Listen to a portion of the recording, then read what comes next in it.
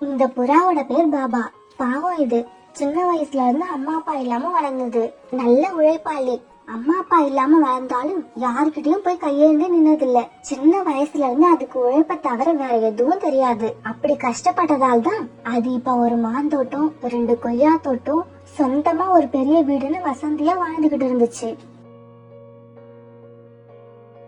சின்ன வயசுல அன்புக்கு ஏங்கினதால அது இப்ப எல்லாருக்கிட்டையும் ரொம்ப அன்பா நடந்துக்கும். தன்னோட தோட்டத்துல இருந்து யாராவது பழங்களை பறிச்சுக்கிட்டு போனா தடுக்குமே தவிர பசியா உள்ள பறவைங்க வந்து சாப்பிட அனுமதி கொடுத்திருந்தது. காட்டுல நிறைய பறவைங்கள் பாபாவோட தோட்டத்தை நம்பி வாழ்ந்துகிட்டு இருந்தாங்க. இவ்வளவு நல்ல மனசுள்ள பாபாவுக்கு இப்ப கொஞ்ச நாளா ஒரு பெரிய பிரச்சனை. சாயங்காலம் வீட்டுக்கு வரப்ப எல்லா மரத்திலயும் உள்ள பழங்களை பார்த்து வச்சுட்டு வர்றது பாபாவோட பழக்கம். அப்படி பார்த்து வச்சுட்டு வர பழங்கள் காலையில போய் பார்க்கும்பொழுது ஏதாவது ஒரு மரத்துல பாதிக்கு மேல பழங்கள் குறையும். இந்த பழங்கள் எப்படி திருடு போகுது, யார் இதை திருடுறாங்கன்னு பாபாவுக்கு எதுவுமே புரியல. இப்படி இத பத்தியே யோசிச்சுக்கிட்டு இருக்கும் போது சோனா அங்க வந்தது. பாபா அண்ணா, எங்களுக்கு எல்லாம் எப்பதான் கல்யாணம் விருந்து வைக்க போறீங்க? நானும் அதுக்குதான் ஆசைப்படுறேன். பொண்ணுதான் கிடைக்கல. கிடைச்சா அடுத்த முகூர்த்தத்திலேயே கல்யாணம். அதை விட சோனா, நடக்கிறப்ப பாத்துக்கலாம். என் மாந்தோப்புலயும் கொய்யா தோப்புலயும் இப்பெல்லாம் அடிக்கடி ராத்திரி பழங்கள் திருட்டு போகுது. அதனால இன்னைக்கு ராத்திரி நானே காவலுக்கு வரலான்னு இருக்கேன். இது தடுக்கிறேன்னு நீங்க ராத்திரி அங்க போய் தங்காதீங்க. அப்புறம் திருடர்களால உங்களுக்கு ஏதாவது ஆபத்து வந்தாலும் வரும். பேசாம போலீஸ் ஸ்டேஷன்ல போய் கம்ப்ளைண்ட் பண்ணிடுவோம்.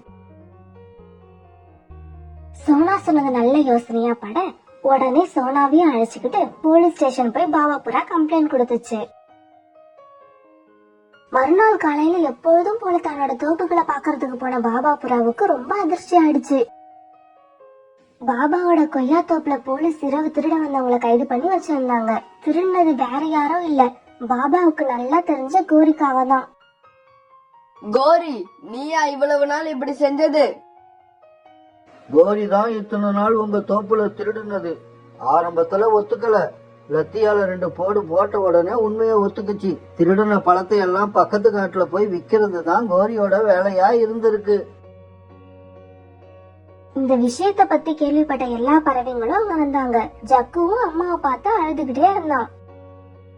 அவங்க எல்லாரும் முன்னாடியும் போலீஸ் லத்தியால அதை அடிச்சது அதுக்கு ரொம்ப அவமானமா போயிடுச்சு. போலீஸ் கோரிய ஸ்டேஷனுக்கு அழைச்சிட்டு போகும்போது சோனா இப்படி சொல்லுச்சு.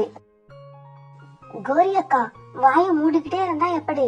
செஞ்சது செஞ்சிட்டீங்க, போலீஸ்லயும் மாட்டிக்கிட்டீங்க. இதுக்கப்புறம் இது மாதிரி செய்ய மாட்டேன்னு புறா அண்ணன் கிட்ட மன்னிப்பு கேளுங்க, இல்ல நீங்க ஜெயிலுக்கு தான் போய் ஆகணும். கோரி, அவமானப்பட்டது பட்டுட்ட, அப்படியே மன்னிப்பும் கேட்டுடு. முதல்ல ஜெயிலுக்கு போறதுல இருந்து தப்பிப்போம். இந்த பாபாவை அப்புறம் கவனிச்சுப்போம். பாபா, ஏதோ புத்தி கெட்டு போய் இந்த காரியத்தை செஞ்சுட்டேன். இனிமே இந்த மாதிரி செய்யவே மாட்டேன். என்ன உன்னோட அக்கா மாதிரி நினைச்சு இந்த ஒரு தடவை மன்னிச்சு விட்டுடு. பாபாவுக்கு மன்னிக்க இஷ்டமே இல்ல. இருந்தாலும் மத்த பறவைங்க எல்லாம் கோரிய விட சொல்லி சொன்னதால கோரிய விட சொல்லி போலீஸ் கிட்ட சொல்ல போலீஸும் கோரிய கைது பண்ணாம விட்டுட்டாங்க. அம்மா, நீ உண்மையிலேயே தெரிஞ்சிட்டியா? ஜக்கு, நீ ஏன் என்ன பத்தி புரிஞ்சுக்கலனா மத்தவங்க எப்படி என்ன பத்தி புரிஞ்சுப்பாங்க? ஜெயிலுக்கு போகாம தப்பிக்கதான் அப்படி சொன்னேன். நான் உள்ள போயிட்டேன்னா இந்த பாபாவை யார் பழி வாங்குறது? இது வரைக்கும் பாபா அனுபவிக்காத மன கஷ்டத்தை அதுக்கு கொடுப்பேன். மறுநாள் கோரிக்காக இவங்க காட்டுல இருந்து 2 காடு தள்ளி இருக்கிற இன்னொரு காட்டுக்கு போச்சு. அங்க கோரிக்கு தெரிஞ்ச பெண் புறா ஒண்ணு வந்துச்சு. அது சின்ன சின்ன திருட்டுகளை செய்யற ஒரு அழகான புறா. ராணி, என்ன எப்படி இருக்கிற? நான் நல்லா இருக்கேன்க்கா, நீங்க எப்படி இருக்கீங்க? ஆமா, என்ன விஷயமா இவ்வளவு தூரம் வந்தீங்க? பொண்ணை பார்க்க தான் நான் இவ்வளவு தூரம் வந்தேன். என்ன பாக்கவா? என்னக்கா செய்தி? நீ இன்னும் எவ்வளவு நாள் தான் இப்படி சின்ன சின்ன திருட்டா பண்ணிக்கிட்டு இருப்ப? ஏதாவது பெருசா பண்ணி லைஃப்ல செட்டில் ஆகிறத விட்டுட்டு. என்ன கோரி அக்கா, ஏதோ பெரிய பிளானோட வந்திருக்கீங்க போல இருக்கு. கரெக்டா புரிஞ்சுக்கிட்ட ராணி, ஒரு பிளானோட தான் வந்திருக்கேன். இப்படி சொன்ன கோரி தன்னோட பிளான பத்தி ராணி புறாவுக்கு விளக்கமா சொல்லுச்சு.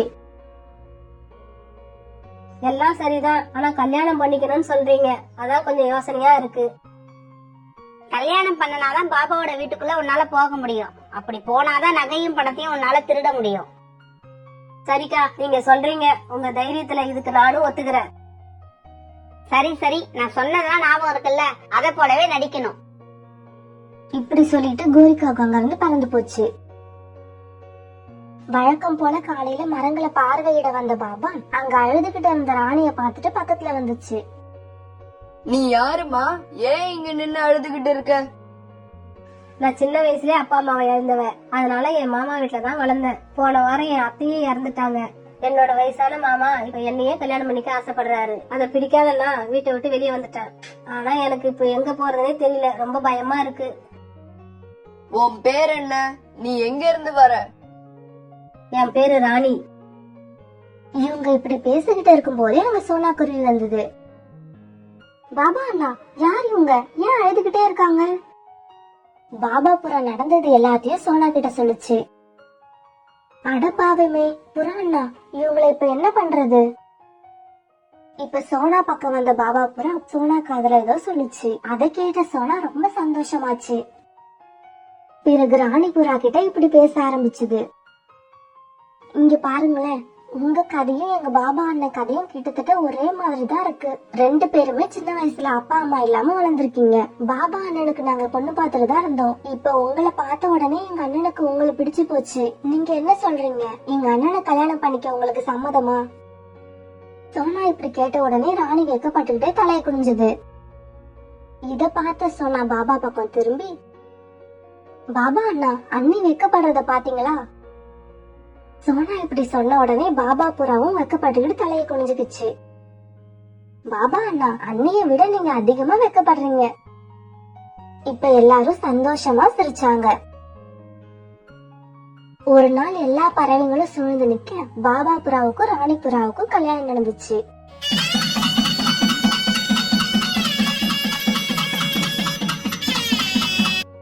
ராணி அண்ணி, பாபா அண்ணா மாதிரி உங்களுக்கு ஒரு கணவர் கிடைச்சது உங்களுக்கு அதிர்ஷ்டம் தான். எங்க அண்ணனுக்கு எந்த குறையும் இல்ல. ஒரே ஒரு குறை இருந்தது, அது நீங்க இல்லாததான். இப்ப நீங்களும் வந்துட்டீங்க, அந்த குறையும் போயிடுச்சு. ஒருத்தருக்கு ஒருத்தர் விட்டு கொடுத்து சந்தோஷமா வாழுங்க. இப்படி வாழ்த்திட்டு சோனா குருவி பறந்து போச்சு. இப்படியே சில நாட்கள் நகர்ந்துச்சு. ஒரு நாள் கோரி வர சொன்னதால ராணி புறா நதிக்கரைக்கு போச்சு. என்ன ராணி, பணக்கார வாழ்க்கை கிடைச்ச உடனே எதுக்கு வந்தோங்கிறதே மறந்துட்டியா? என்னக்கா இப்படி கேக்குறீங்க? நல்ல சந்தர்ப்பத்துக்காக தான் காத்திருக்கேன். பீரோல தான் நகை பணம் எல்லாமே இருக்கு. ஆனா அந்த சாவி எப்பவுமே அவர்கிட்ட தான் இருக்கும். எங்க போனாலும் கையோட கொண்டு போயிடுறாரு. நீ என்ன பண்ணுவியோ ஏது பண்ணுவியோ எனக்கு தெரியாது. இன்னைக்கு ராத்திரி சரியா 1 மணிக்கு அங்க வருவேன். அதுக்குள்ள தூங்கிக்கிட்டு இருக்க பாபா கிட்ட இருந்து சாவியை எடுத்து நகை பணம் எல்லாத்தையும் மூட்டை கட்டிட்டு ரெடியா இருக்க. நான் வந்த உடனே நீயே என் கூட வந்துரு. நாம என் பையன் ஜக்குவை கூட்டுக்கிட்டு இந்த காட்டை விட்டு எஸ்கேப் ஆகி எங்கேயாவது போய் சந்தோஷமா இருப்போம். கோரியக்கா, அவர் வேற என் மேல ரொம்ப நம்பிக்கையாவும் பாசமாவும் இருக்காரு. அதுதாங்க எனக்கு கொஞ்சம் கஷ்டமா இருக்கு. ராணி, நம்மள மாதிரி ஆளுங்களுக்கு மனசாட்சி இரக்கம் இதெல்லாம் இருக்கவே கூடாது. மறந்துடாத, இன்னைக்கு ராத்திரி 1 மணிக்கு வருவேன். அன்னைக்கு இரவு சாப்பாட்டை முடிச்ச பாபா புறா தான் மனைவி ராணி கிட்ட இப்படி பேச ஆரம்பிச்சது. ராணி, உனக்கு ஒண்ணு தெரியுமா? நீ என் வாழ்க்கையில வர்றதுக்கு முன்னாடி என்கிட்ட எல்லாமே இருந்தது, சந்தோஷத்தை தவிர. நீ வந்ததுக்கு அப்புறம் தான் அதுவும் எனக்கு கிடைச்சது. நான் ரொம்ப கொடுத்து வச்சவன். அப்படி சொல்லாதீங்க. ஒரு சாதாரண வாழ்க்கை கிடைக்கிறதே கனவா இருந்த எனக்கு இப்படி ஒரு நினைச்சு பார்க்க முடியாத வாழ்க்கையை கொடுத்திருக்கீங்க. உண்மையிலே இதுக்கு நான் தான் கொடுத்து வச்சிருக்கணும். சரி சரி, ஒரு முக்கியமான விஷயத்த மறந்துட்டேன். என் வாழ்க்கையே உன்கிட்ட கொடுத்துட்டேன். அப்புறம் இந்த பீரோ சாவி மட்டும் ஏன் என்கிட்ட இருக்கு? இந்தா, இதுவும் இனிமே உன்கிட்ட தான் இருக்கணும். இப்படி சொல்லிட்டு பீரோ சாவிய புறா கிட்ட கொடுத்த பாபா புறா படுத்து தூங்கிடுச்சு. ஆனா ராணிக்கு மட்டும் தூக்கமே வரல. தான் மேல உண்மையான பாசம் கட்டுற பாபாவை ஏமாத்த ராணிக்கு சுத்தமா மனசே இல்ல. அதே சமயம் நகை பணத்தை எல்லாம் எடுத்துட்டு போகலன்னா கோரி சும்மா விடாது. இப்படி பாபாவுக்கும் கோரிக்கும் இடையில மாட்டிக்கிட்டோமேனு ராணிக்கு ரொம்பவும் வருத்தமாயிடுச்சு. கடவுளே, எனக்கு ஒரு நல்ல வாழ்க்கையை கொடுத்துட்டு அதை அனுபவிக்க விடாம ஏன் சித்திரவதை பண்ற? ராணி இப்படி நினைச்சுக்கிட்டு இருக்கும் போதே ஜன்னல் கிட்ட கோரிக்காக வந்துடுச்சு. ராணி, என்ன நான் சொன்னபடி எல்லாத்தையும் ரெடி பண்ணிட்டியா? இல்லக்கா, சாவி அவர்கிட்ட இல்ல. நான் எல்லா இடத்துலயும் தேடி பாத்துட்டேன், சாவி கிடைக்கவே இல்ல. நாளைக்கு காலையில வாங்க, நான் அதுக்குள்ள எப்படியாவது சாவியை தேடி கண்டுபிடிச்சிடுறேன். கோரிய எப்படியாவது இப்ப அனுப்புடா போதுங்கிற நினைப்புல ராணி இப்படி சொல்லுச்சு. ராணி, நாளைக்கு ஏதாவது காரணத்தை சொன்ன உன்னை பத்தின எல்லா உண்மையும் பாபா கிட்ட சொல்லிடுவான், ஜாக்கிரதை. இப்படி சொல்லிட்டு கௌரி கிளம்ப பாவம் ராணி ராத்திரி பூரா அழுதுகிட்டே இருந்துச்சு. மறுநாள் பொழுது விழுந்துச்சு. மறுநாள் காலையில பாபா வீட்டை விட்டு கிளம்பி தோப்ப பார்க்க போன உடனேயே கௌரி பாபா வீட்டுக்கு போச்சு. கௌரி பாபா வீட்டுக்கு போறத பார்த்த சோனாவுக்கு ஒரே ஆச்சரியம். கௌரி அக்கா இப்ப எதுக்கு பாபா வீட்டுக்கு போகுது? இப்படி நினைச்ச சோனா பாபா வீட்டு ஜன்னல் பக்கம் போய் உட்காந்துச்சு. ராணி, என்னாச்சு? எப்பதான் நகை பணத்தை எல்லாம் எடுக்க போற? கோரி அக்கா, என்ன மன்னிச்சிடுங்க. என் மேல பாபா ரொம்ப அன்பும் நம்பிக்கையும் வச்சிருக்காரு. நான் அவருக்கு கண்டிப்பா துரோகம் பண்ண மாட்டேன். ராணி, பழசெல்லாம் மறந்துட்டியா? நீ யாரு, உன்னோட யோகிதை என்னன்னு பாபாவுக்கு தெரிஞ்சா என்ன நடக்கும்னு தெரியுமா? தெரியும், நான் ஒரு திருடிதான். பாபா கிட்ட இருந்து நகையும் பணத்தையும் திருடதான் அவரை கல்யாணமே பண்ணிக்கிட்டேன். அதுவும் நீங்க சொன்னதால. ஆனா பாபாவோட அன்பும் பாசமும் என்ன சுத்தமா மாத்திடுச்சு.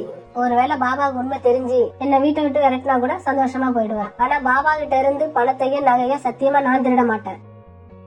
சூப்பரா இருக்கு ராணி, உன் பேச்சு சூப்பரா இருக்கு. எனக்கே கை தட்டணும் போல இருக்குன்னா பாத்துக்கேன். ராணி, நீ யாருன்னு காட்டிட்ட, நான் யாருன்னு கூடிய சீக்கிரம் காட்டுறேன். இப்படி சொன்ன கௌரி கோபமும் பறந்து போச்சு. கௌரியும் ராணியும் பேசினதை கேட்ட சோனா நேரா பாபா புறா கிட்ட பறந்து போச்சு. இப்படி பறந்து போன சோனா பாபா வீட்டுல நடந்தது எல்லாத்தையும் ஒண்ணு விடாம சொல்லுச்சு. பிறகு பாபா சோனாவையும் அழைச்சுக்கிட்டு தன்னோட வீட்டுக்கு வந்துச்சு. பாபா புறா எப்ப வீட்டுக்கு வரும்னு பாத்துக்கிட்டு இருந்த கௌரியும் இப்ப பாபா வீட்டுக்கு போச்சு. சோனா, நீ இங்க வந்தது ரொம்ப நல்லதா போச்சு. பாபாவோட மனைவி ராணிய பத்தி நீயும் தெரிஞ்சுக்க. கௌரி இப்படி சொன்ன உடனே ராணிக்கு என்ன பண்றதுன்னே தெரியல. அது கண்ணுல இருந்து தண்ணீர் கொட்ட ஆரம்பிச்சது. இந்த ராணி யாருன்னு உங்களுக்கு தெரியுமா? தெரியுமே, இந்த ராணி ஒரு திருடி. அவ எதுக்காக பாபாவை கல்யாணம் பண்ணிக்கிட்டான்னு தெரியுமா? நல்லாவே தெரியும். என்னோட நகையையும் பணத்தையும் திருடிக்கிட்டு போறதுக்கு. இதெல்லாம் தெரிஞ்சு இன்னும் இவளை எதுக்கு வச்சிருக்கீங்க? அடிச்சு விரட்டுங்க இவளை. கௌரி அக்கா, அடிச்சு விரட்ட வேண்டியது ராணிய இல்ல, உங்களதான். கோரி, நீ எனக்கு தெரிஞ்சோ தெரியாமலோ ஏதோ ஒரு நல்லது பண்ணிருக்கனா, அது ராணிய எனக்கு கல்யாணம் பண்ணி வச்சதுதான். அதுக்காக தான் உன்னை இப்ப நான் அடிக்காம விடுறேன். ஓடிடு. இன்னும் ஒரு நிமிஷம் நீ என் கண் முன்னாடி நின்ன, உன்னை அடிச்சே கொன்னுடுவேன். பாபா இப்படி சொன்ன உடனே கௌரி அவமானம் தாங்காம பறந்து போயிடுச்சு. ராணி அண்ணி, நீங்க பாபா அண்ணனை கல்யாணம் பண்றதுக்கு முன்னாடி எப்படி வேணாலும் இருந்திருக்கலாம். ஆனா இப்ப பாபா அண்ணாவுக்கு ஏத்த ஜோடி நீங்க தான். எதை பத்தியும் கவலைப்படாம சந்தோஷமா இருங்க. என் அண்ணனையும் சந்தோஷமா வச்சிருங்க.